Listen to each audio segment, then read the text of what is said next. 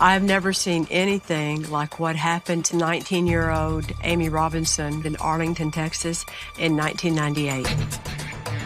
This case has a real sense of emergency. There is a fear and apprehension that is really palpable. You couldn't go anywhere without seeing it on the news. The longer she went missing, the more you knew that something terrible had happened to her.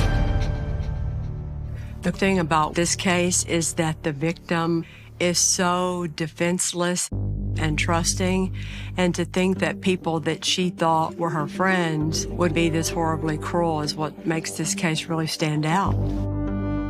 As soon as she started walking, just shot her in the back of the leg.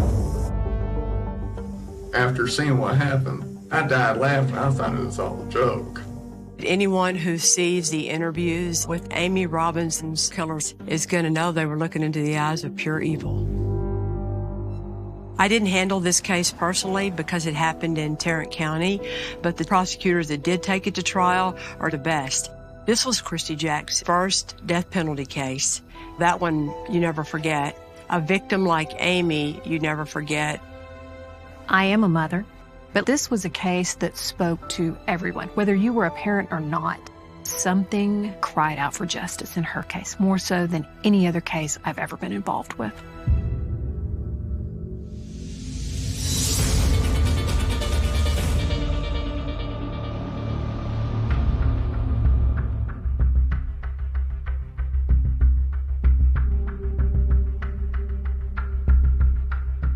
February the 15th of 1998 at about 4:15 in the afternoon.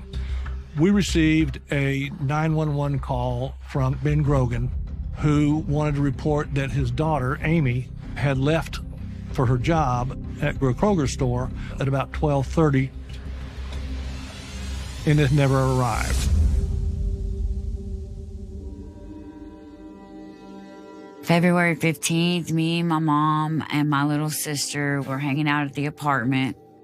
We get a call from Ben saying that the manager at Kroger can't find Amy. My heart dropped because I knew something was wrong. Amy was steady Eddie. She's going to do exactly what she does every day. And if she's out of that pattern, it's something bad. I mean, I didn't know what to do. That's the worst feeling in the world, is not knowing where your child is at. I remember getting that feeling in your stomach like, oh no. Because of her condition, Amy was even more vulnerable, let's say, to people who might want to do a young woman harm. Amy was 19. In her mind, though, she's like about 14. She was just slow. Amy has a condition called Turner syndrome. There's a genetic condition that turns out only affects females. So it made her a little more developmentally slow, a little smaller than average. But she still wanted to be independent. She was proud of herself for getting a job. She wanted to have her own life.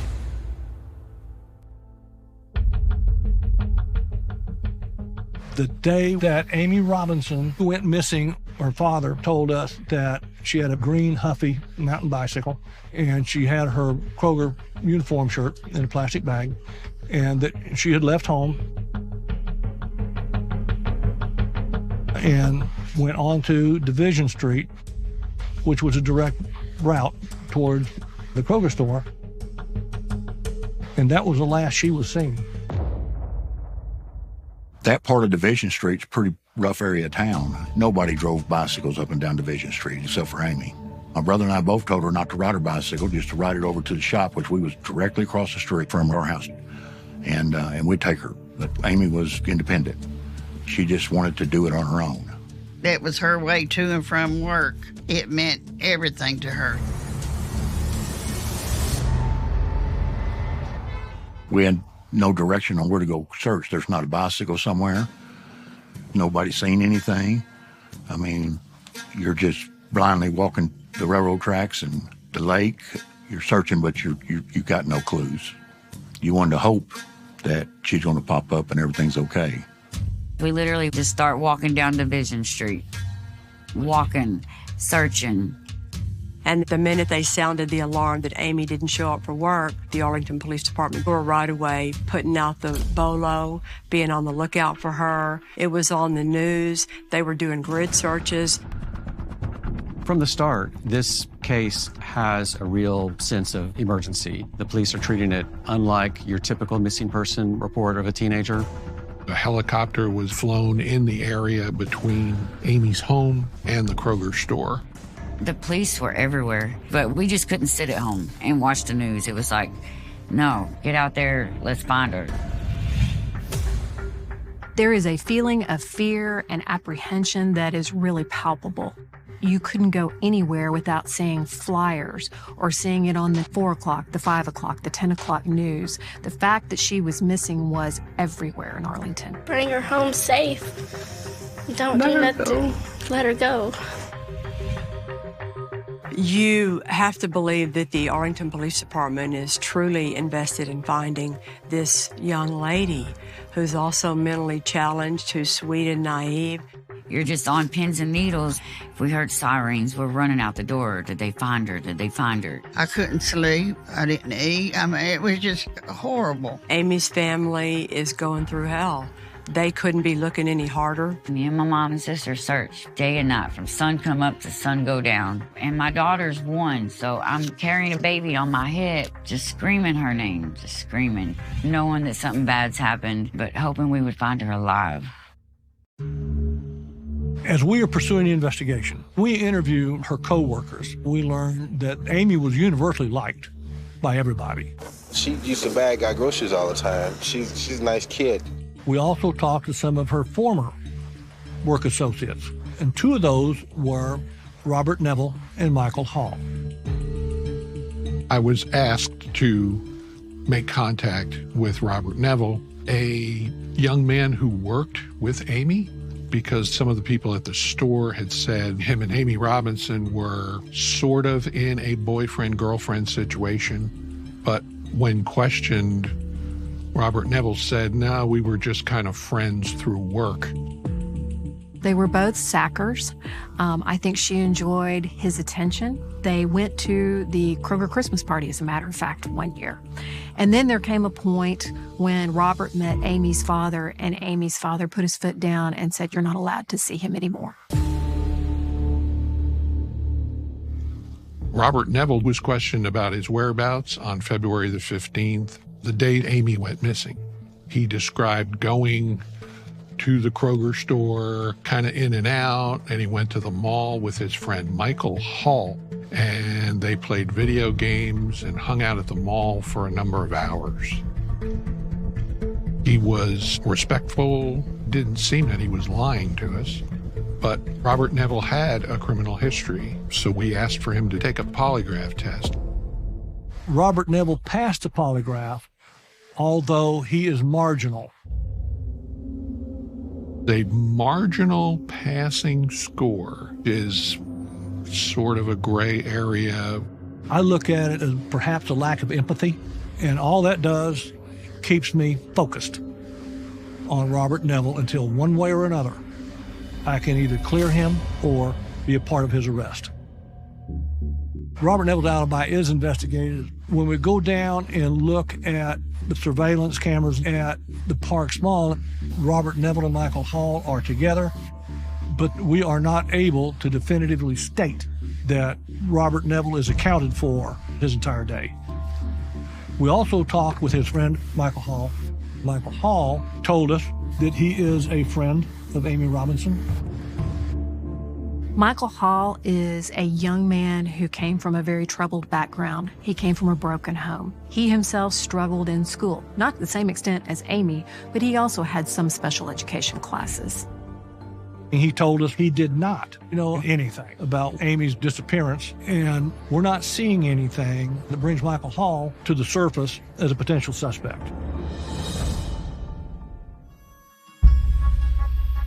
After about 3 days of actively looking for Amy Robinson, we had a woman come forward who said she saw a person who she believes is Amy Robinson talking to an individual who had a red pickup truck, and that she saw this individual put Amy's bicycle into the red pickup truck. She told us that the individual that she saw was a white male in his 40s to 50s. Clearly visible in the bed of the El Camino is a crossbow and a couple of double-edged knives. They are armed and dangerous. The drama that is unfolding over days is shocking. Get out of my sight! It's been 4 days since 19-year-old Amy Robinson went missing. And because of her special needs, law enforcement and her family are searching for her around the clock, but with no luck so far. So while the police are continuing to search for Amy, a witness comes forward with new information. The information our witness tells us is similar to another case, the Amber Hagerman case from 1996. Amber was riding her bicycle in an abandoned parking lot. The vacant lot where Amber disappeared now has bright pink ribbons, bright enough to draw attention, and volunteers hope it might bring forward other witnesses. We had a witness who actually saw Amber kidnapped by a man driving a pickup truck. It was just a few short years prior that this happened to Amber in the very same community. Amber was found a few days later, murdered. I was just like, it's that same person, like, he's back. The Amber Alert as we know it today, it started because of the Amber Hagerman case. Before Amber Alert, let's say a child went missing in Houston. I don't think we even told Harris County. It was very localized, really inefficient. The Amber Alert now, it's all over the news. It comes up on your phone. It's on the highway. There's no telling how many different abductions and kidnappings and murders that Amber Alert has prevented. Amber's mom was out there daily with my mom searching. That woman was a saint. She helped my mom through this because she went through it with her daughter, so she was able to relate with my mom. After 4 days, police are definitely up against the ticking clock. The more that time expires, the less likely we are for a pleasant outcome. I knew that something bad happened.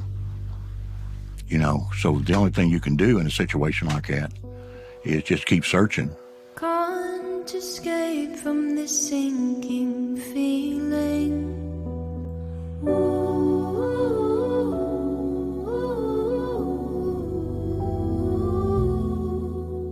Amy was just a beautiful baby. Her mother was 15 years old, not married, and she didn't know how to take care of her. And she just left her with me. Amy's just kind. She's just kind and gentle. Amy is a person who didn't ever see any evil or bad or anything in anybody. I think it was just her nature. She just didn't believe anybody had bad in them. Amy was in our Special Olympics. She was in the races. Turner syndrome did not stop her from doing anything. She was smart. She applied herself. In last year of high school, me and her grandpa stayed up at night helping her with her homework, get her through that last year. And when she graduated, she put that diploma up like that in front of me. So we did it, Nene. I said, I know. I was so proud of her. Amy Robinson is out there somewhere, and somebody knows something. We were looking for a specific model of pickup truck, but the searches really brought back nothing. So people were very concerned. And when something horrific happens in a nice, quiet, small town, it really throws people a curve. The entire community cares and wants to solve this, and they want to believe that she'll be okay and there'll be a happy ending. We had candlelight vigils. Everybody came, we would light candles and pray. They were massive. Like, it would fill that whole Kroger parking lot up. And Kroger offered a $10,000 reward for information on bringing Amy home. The police and Kroger were as helpful as they could possibly be, but here again, they had no clues. You wanted to hope that suddenly she's going to pop up and everything's okay, but you knew it was coming. Police have searched the creek near Amy's home. Friends and family members are also involved. The FBI, the Department of Public Safety, even the Texas Rangers have been contacted. And then someone came forward with the break that the Arlington Police Department has been waiting for. Michael Hall's mother, Karen Hall, comes to the police station with some information. She explained that Michael's stepbrother told her that Michael Hall basically gave a full confession about how he and Robert Neville took Amy out to this wooded area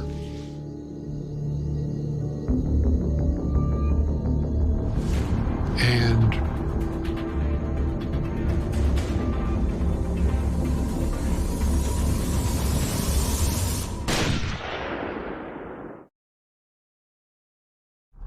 Michael Hall and Robert Neville took Amy out to this wooded area and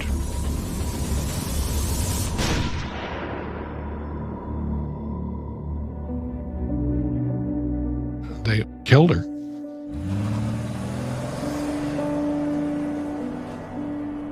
Nearly 2 weeks into the investigation, Michael Hall's brother tells their mother what Michael told him. And Michael Hall's brother was the first development in this case, telling the truth about what his brother told him. And the mom, to her complete credit, went forward with what she knew and told law enforcement what happened. I was approached with someone that told me that Michael told him about Amy Robinson's death in detail. It was a pretty good description of how she possibly could have died or been killed. And it made me sick. When someone tells on their own blood, it is a rare thing. I think Michael told his little stepbrother because it was a secret and it was weighing on him and he felt he needed to share. But he also said, when he told his little brother, that if anyone told the police, he'd kill them. The stepbrother of Michael Hall didn't provide specifics as to Amy's whereabouts, but this is a major break in the investigation. And based on that information, while we do not have Amy's body, we have every reason to believe that she has been murdered. Warrants are drafted for both Michael Hall and Robert Neville. Deep down inside, Amy's family was holding out hope that Amy's still alive. When they're told this, I think it took them a while to absorb it. She's a very happy child. How could they hurt her? How could they do this to her? Looking at these pictures kills me. I never dreamed about her being murdered. No way. No way. Like Amy said, you think about the best. Don't think about the bad. So I'd always think about the best, you know. Growing up, I was always the one that had her back. But I wasn't able to protect her. I should have been there. It was devastating. It still hurts. Murder in Texas means you have to prove that there's an intentional taking of a life. It doesn't mean it has to be deliberate or well thought out ahead of time. There is no premeditation requirement. I used to say that fast. If I intend to take your life, if I pull the trigger, that's murder. But to elevate it to a capital murder, you need an underlying felony. Here, the possibility of kidnapping exists. Michael Hall's mother also tells us that Michael Hall is missing. And he's been gone a couple of days, as has Robert Neville. These guys are on the run and have about a 3-day head start on us. We're pleading for my son safe and return. Same time, my heart aches for the loss of her daughter. Texas has got so much borderline with Mexico. You can cross into Mexico any number of places. If you're a Texas citizen, you can walk across any number of international bridges. Imagine how that feels. You know that your baby is probably murdered when you're being real with yourself, and the two people that everyone believes did it is on the run, and they're about to leave the United States of America forever. How frustrating, how horrible would that be? Totally devastated. I'm in shock. I just want him to come home. This is not my son that they're talking about. At this point in our investigations, we got a call from a car dealership in the middle of Arlington. We learned that Robert Neville purchased a car, and the car had some mechanical problems. So the car dealership, they gave him an El Camino to drive. And he returns the El Camino to the dealership. The owner of that dealership contacted the Arlington police, and they tell us that clearly visible in the bed of the El Camino is a crossbow. And in the passenger compartment of the El Camino are a couple of air guns and a couple of double-edged knives. So we considered both of them potentially armed and dangerous. Unless these guys are stopped, Neville and Hall are more than likely going to kill again.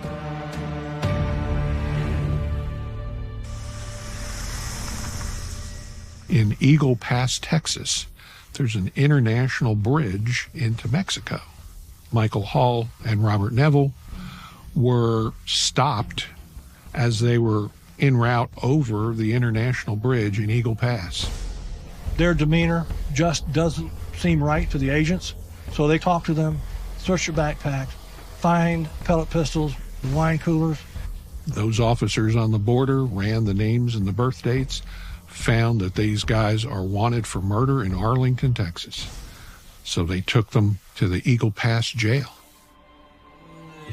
My supervisor says, go home and pack a bag. We're going to go to Eagle Pass and interrogate these two that are in custody.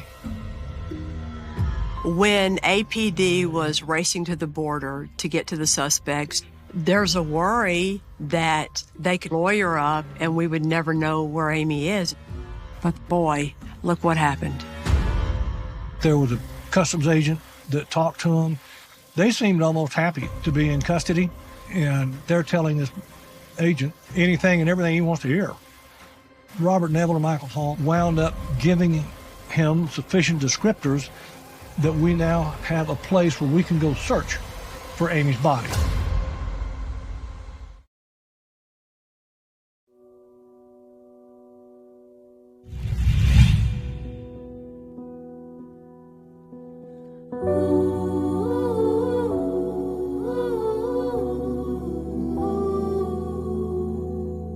You know, if you get too emotionally involved in something, you can't think. If you can't think, you can't do your job properly. So for me, in finding Amy's body at that point in time, it was all about securing the entire area as a crime scene. It was two other detectives and myself. The two other detectives went to the right, or what would be east, looking for Amy's body, and I went to the west. And if you look back in there to where basically between those two cottonwood trees, there was an area of grass, and when I walked into that, I could see Amy's body laying there in the grass. She was not camouflaged or anything like that. She'd been in the field since February the 15th. You know, I've been looking at her picture every day. So even though I couldn't say with a scientific certainty that it was her, looking at her, her build, her size, her hair, there's no question in my mind that that was Amy Robinson. The two detectives that went to the east, as they were coming to me, they could see Amy's bicycle in the brush pile. No way for a child to die. No way for anybody to die. When they told us they found a body in the field on Mosier Valley, all I could do was go to Amy's room at her dad's house and lay on her bed and cry because I knew it was her. I knew it was her. I just felt it.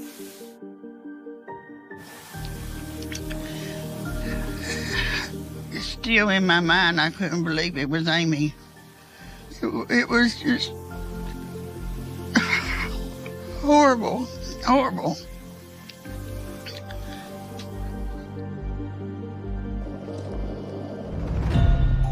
This is the part of the case where you know things are about to start happening. They have to get an autopsy done, charges need to be filed, and then Hall and Neville need to be brought back from the border.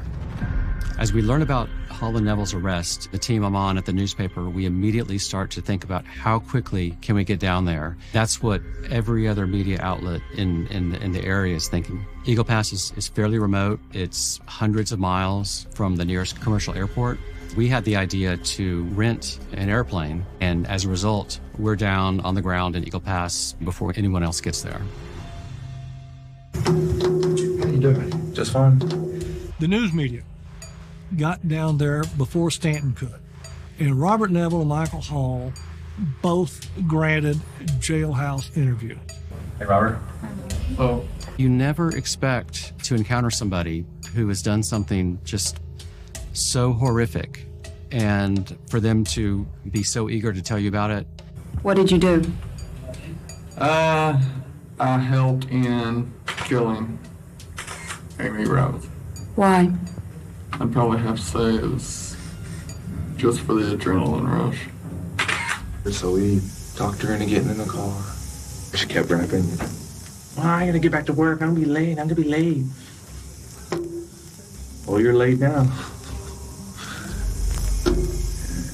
There are a few things that will leave me speechless for a few minutes, but this was one of them. As soon as she started walking towards the car, just shot her in the back of the leg. Pretty good, too. Moving target. What did she say at that point? She kept saying, ow, that hurt. Ow, that hurt. And Robert just busted out laughing. Total lack of empathy or responsibility or contrition or anything. It's sick. I remember my repulsion at seeing him on the TV screen. I'll be perfectly honest. I mean, I was so shocked after seeing what happened that I died laughing. I thought it was all a joke. I thought there were very few surprises left as a prosecutor, and I'd never seen anything like that when I watched them laugh. These two guys bragging about what they did, I've never seen that before. That was crazy. So evil. I can't believe this is on national TV. Everybody in the world is seeing these sick boys describe how they tortured and murdered my sister and laughed about it like it was a joke. It is sick. You ever seen that movie, Natural Born Killers? That's how I describe them. They were natural born killers. They wanted to be famous. Michael, are you sorry about what happened? I really don't think about it. I seen it, and of course everybody seen it, and everybody called me after it happened. It's just evil that you don't see every day. If I had been close to them and could have, I would have probably tried to kill them. That wouldn't have been what Amy would have wanted. No. She would have forgiven them. Did you? No. No. Only God can forgive them.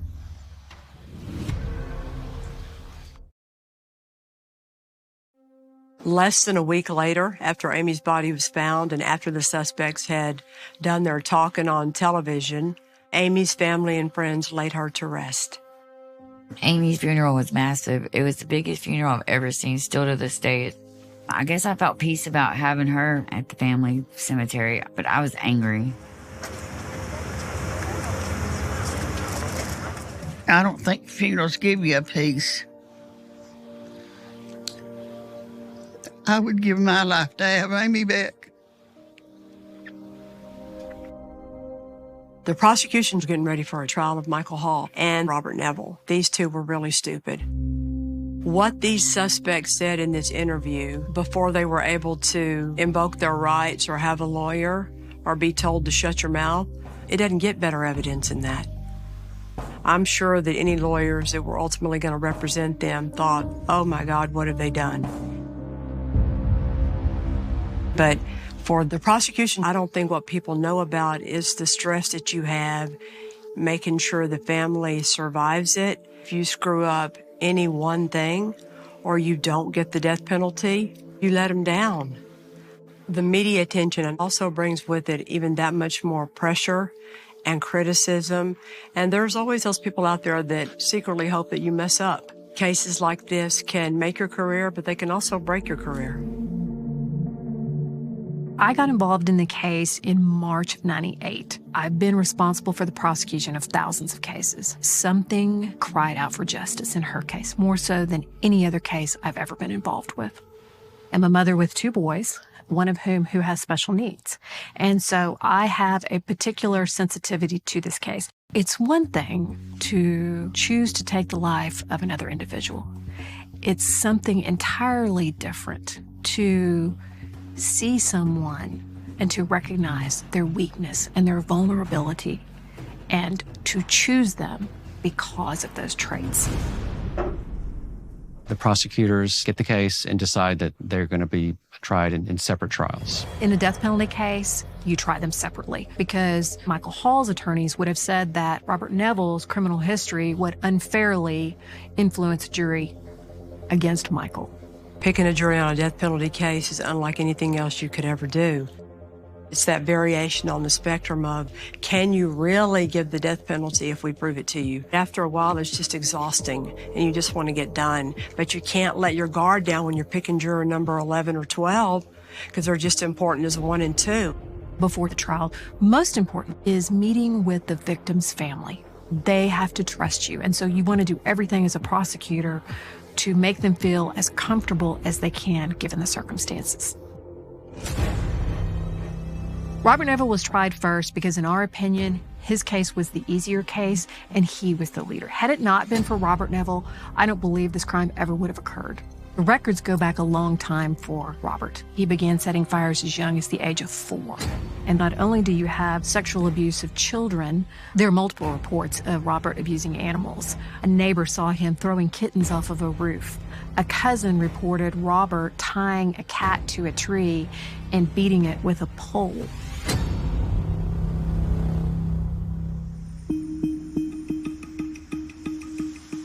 The very first death penalty case I ever had, and you don't really forget that one, had a victim who was mentally challenged. It makes the case different. It makes it stick out to you. It makes it even sadder and more tragic. I think that juries really understand that dynamic.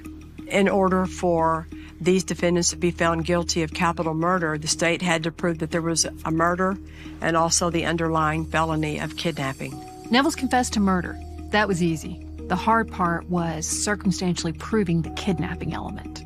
Robert Neville gave a statement that confesses to murder without the kidnapping. The defense took a legal challenge to it, that there was insufficient evidence of the kidnapping. In other words, Robert Neville is guilty of murder, but not capital murder, because there was no kidnapping. She voluntarily got in the car. The strongest evidence was the lack of restraints. Neville's attorney is asking me whether or not there was any ropes or ligatures, tape, anything like that. There was not. But you have to understand that kidnapping is not what you think of as classically defined kidnapping. The definition in Texas means by force, intimidation, or deception. His videotaped confession allowed the jury to hear the words directly from Robert Neville. My personal experiences with her, she trusts too many people. I mean, a stranger from out of nowhere could come by and offer a ride and she would take it. When they were playing in the courtroom, you could see the jury's face just drop and you could see tears in their eyes. You're just sitting there being quiet when you want to just jump across the counter and choke the guy.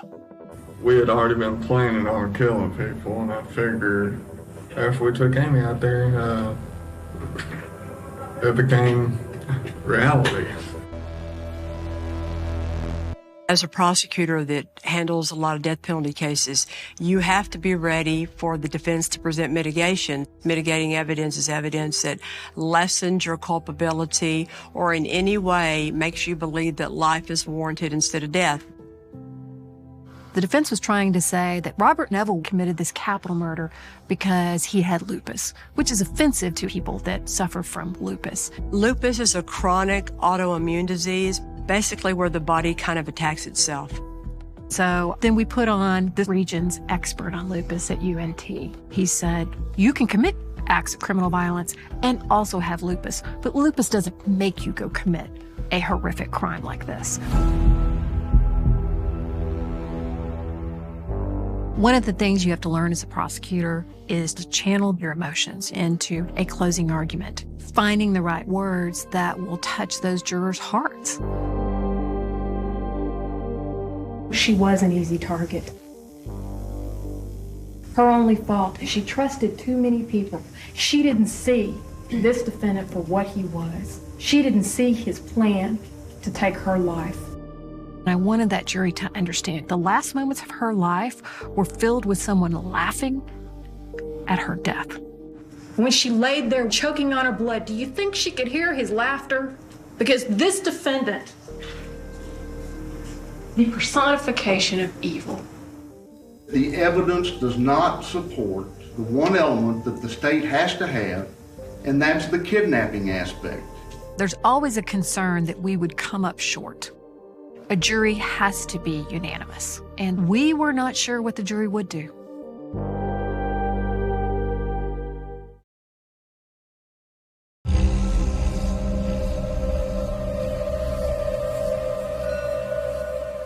Prosecutors asked a jury to show Robert Neville Jr. the same mercy he showed Amy Robinson, a mentally challenged teenager who was tortured and killed in a remote Fort Worth field. There's always a concern that we would come up short. Could be the one juror, just one out of 12. The jury came out and they were crying. It was my first death penalty case, and I remember thinking, oh no, they're crying. What does that mean? We, the jury, find the defendant, Robert James Neville Jr., guilty of the offense of capital murder. It's a catharsis. It's a very onerous burden to ask a jury to live with that decision for the rest of their life. It's a lot. The court to sentence you to death by lethal injection. You know, I'm sorry for what you did, but you're going to pay for it. Emotions ran high for both sides throughout the trial. Get it out of my sight! It was tough during the trial because that feeling that anything could happen, any little bitty thing could happen, these guys get away with this. But when we got the first one done, then I felt a lot better about the second one. Christy Jack and her co-counsel have successfully sent Robert Neville to death row. Now they have to focus on the trial of Michael Hall. His confession talked about how they told her they were going to take her to work, and they didn't. And that's how they got her into the car, and that they never intended to take her to work. And they took her to Mosier Valley and basically used her for target practice. And then he goes on to say, we went back to the body, and we went and ate dinner at Sonic with the money we took from her pocket. Michael Hall's defense lawyers had a little bit more to work with because they could play the card of he wouldn't have been here if it weren't for Robert Neville. He would have never come up with this plan or idea or thought to hurt somebody like Amy. And I think that was their best weapon. The defense dressed him the part. I mean, they put big glasses on him. They had him stare at a Bible in front of him the entire time. Simply to listen to him talk, you don't immediately detect that he's mentally. It was a far different image than what the jury saw on the videotaped confession. He acted like and talked to me like he was in adolescence or that he was young adult. The challenge is convincing the jury that you don't have to be a rocket scientist to be eligible for the death penalty. We talked about all the decisions that Michael made, independent of Robert, that showed he was not intellectually disabled. And who pointed and selected those 22s? Well, it wasn't Robert Neville, it was Michael Hall. mental deficiency or being slow or not being as mean and cunning as the other co-defendants. It probably really is the truth. You have co-defendants, one is always more the leader than the other. The prosecution's job is to know it's coming and to be ready to answer that back. This is the part that this defendant played. There was evidence that Hall was not as smart as Neville. There was no evidence that he didn't understand the difference between right and wrong. And if any of you think this answer should be no, then I beg you, watch this tape. As soon as she started walking towards the car, I just pop. You know what he said. I helped kill Amy. Why? Because she trusted me. The very quality that enabled this defendant to deceive and prey upon someone who truly was mentally challenged is now the quality he wants to cling to save his life. If ever a defendant earned the death penalty, this man has. The jury returns a sentence the same day. The jury finds Michael Hall guilty of capital murder. They sentence him to death. They were given death, and it made me feel good that they couldn't hurt nobody else. Robert Neville's executed in 2006. Michael Hall is executed February the 15th. The date that he's executed, it is the anniversary of Amy's disappearance. What we wanted, we got. However, we thought that's what we wanted. You know, going to the executions, we're thinking, okay, we're gonna get closure, we're gonna feel better. But I didn't feel better. I felt angry, like this ain't fair. They went out too easy. They just got a shot and went to sleep. I was glad it was finally all over, but I thought Amy's going to be remembered. That's when I put the cross up. What this marker does represent is where people can come and pay their respects. Started with one cross, and it's just grown and grown. A lot of people started coming and putting their cross up. The next thing I knew, there was 120 crosses out there. I don't want anybody to ever forget Amy. She's going to be remembered. And I know where she's at.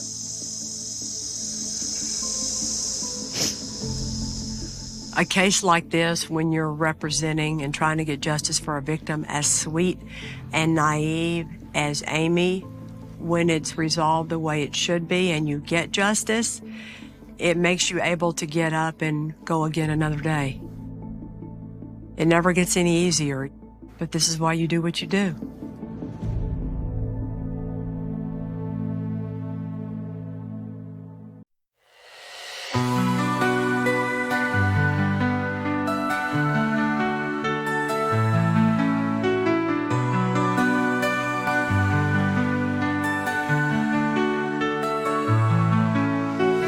Under the electric sky so wide, your silhouette where my dreams collide.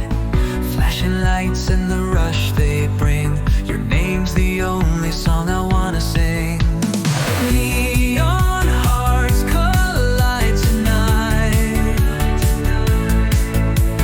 burning brighter in this city's light. Through the wires our souls entwine. In your arms the world feels divine.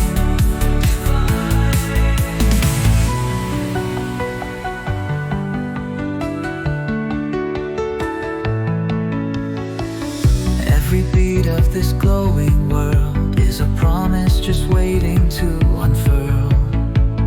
Hold my hand, don't let it go. With you the mornings endlessly glow.